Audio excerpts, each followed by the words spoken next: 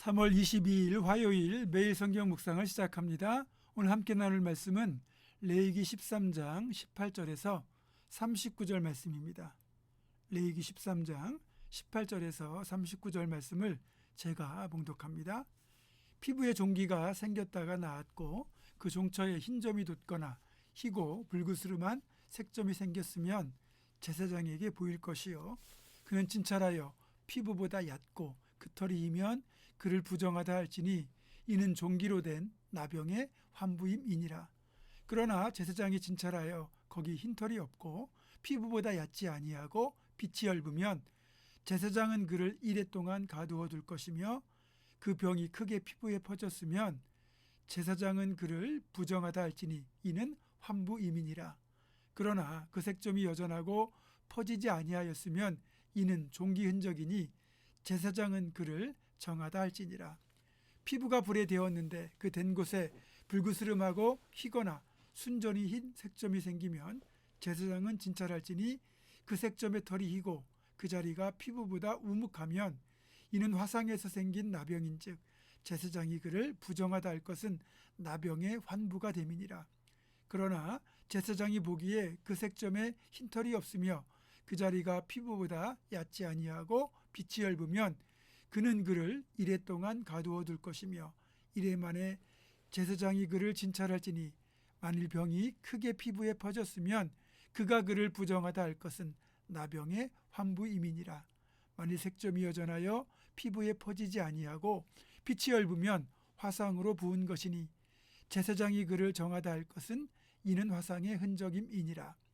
남자나 여자의 머리에나 수염에 환부가 있으면 제사장은 진찰할지니 환부가 피부보다 우묵하고 그 자리에 누르스름하고 가는 털이 있으면 그가 그를 부정하다 할 것은 이는 오민이라. 머리에나 수염에 발생한 나병임이니라.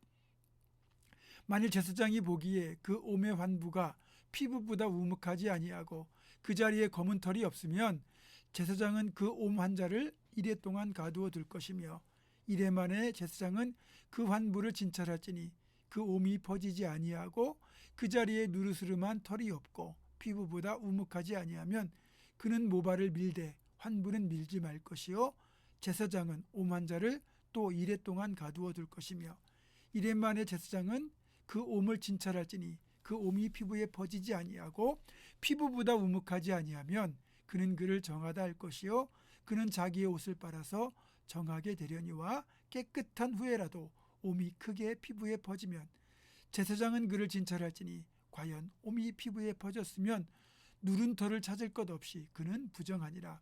그러나 제사장이 보기에 옴이 여전하고 그 자리에 검은 털이 났으면 그 옴은 나았고 그 사람은 정하니 제사장은 그를 정하다 할지니라. 남자나 여자의 피부에 색점 곧 흰색점이 있으면 제사장은 진찰할지니 그 피부의 색점이 부유스름하면 이는 피부에 발생한 어루럭이라. 그는 정하니라. 아멘. 오늘 본문은 나병인지 아닌지를 판별하는 방법, 기준을 알려주고 있는데 일단 나병으로 판정되면 공동체에서 쫓겨나서 격리되어 살아가야 되는 비참한 삶으로 전락하게 됩니다. 그러니까 나병에 걸린다는 것은 이미 고통으로 가게 되는 거죠. 하지만 어떤 경우에는 나병에 걸린 것이 그 사람 자신에게 복이 되는 경우도 가끔은 있습니다. 물론 복이 되는 딱 한 가지 경우는 나병 때문에 예수님을 만나는 경우죠. 누가복음 17장을 보면 예수님이 예루살렘으로 가시는 길에 사마리아와 갈릴리 사이로 지나가신 적이 있습니다. 그때 어느 마을에 들어가셨는데 저기 멀리서 나병 환자 10명이 예수님을 알아보고는 소리를 치며 이렇게 말하죠.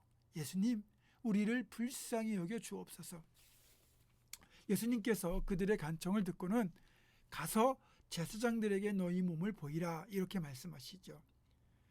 만약에 나병에서 기적적으로 고침을 받았다면 제사장에게 가서 몸을 보여주고 치유된 것을 인정받아야 다시 가족과 공동체로 돌아갈 수 있기 때문에 예수님께서 제사장에게 몸을 보이라고 말씀하신 건 그들을 고쳐주시겠다는 뜻인 거예요.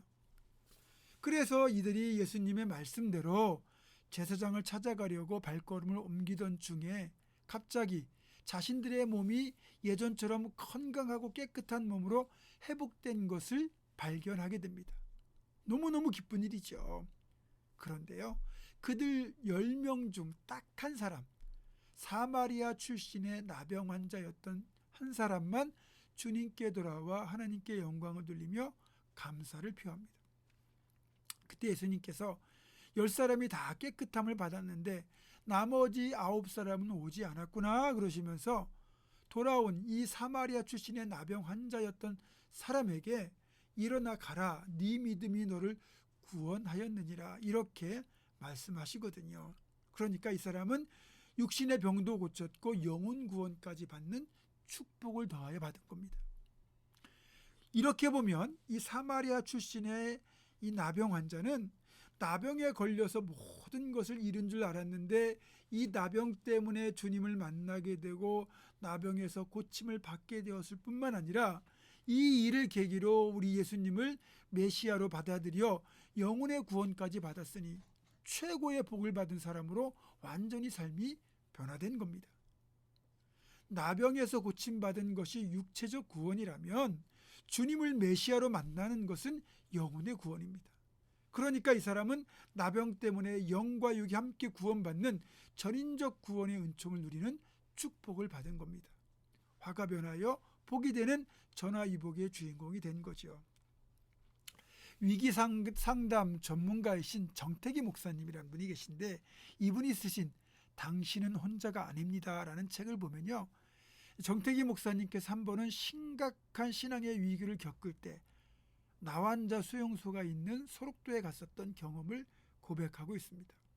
어느 날 목사님은 해결되지 않는 분노 때문에 너무너무 고민하다가 소록도에 무작정 들어갔다고 합니다.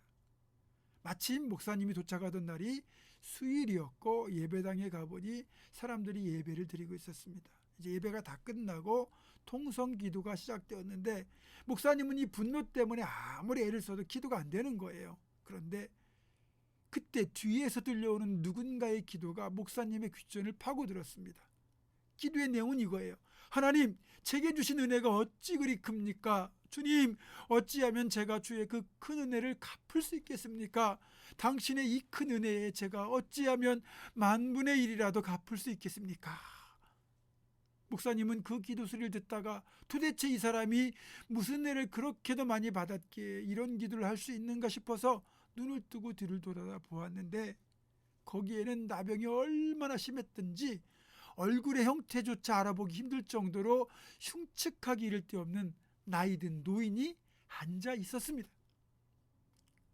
그분은요, 머리카락이 하나도 없는 머리, 떨어져 나간 움푹 파인 코, 짓무르다 못해 위아래가 붙어버린 눈, 그 눈으로 하염없이 눈물을 쏟으며 하나님께 이런 기도를 드렸던 겁니다. 그리고 손목분인 이 손바닥으로 박수를 쳐가며 목이 터져라 하나님께 감사를 드리고 있었습니다.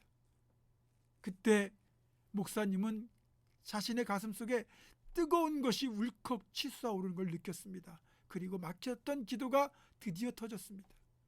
얼마나 시간이 흘렀는지 정말 2시간 넘도록 목사님이 그렇게 통곡을 하고 기도를 했는데 이제 기도가 끝나고 노인을 목사님이 만나서 물어봤습니다.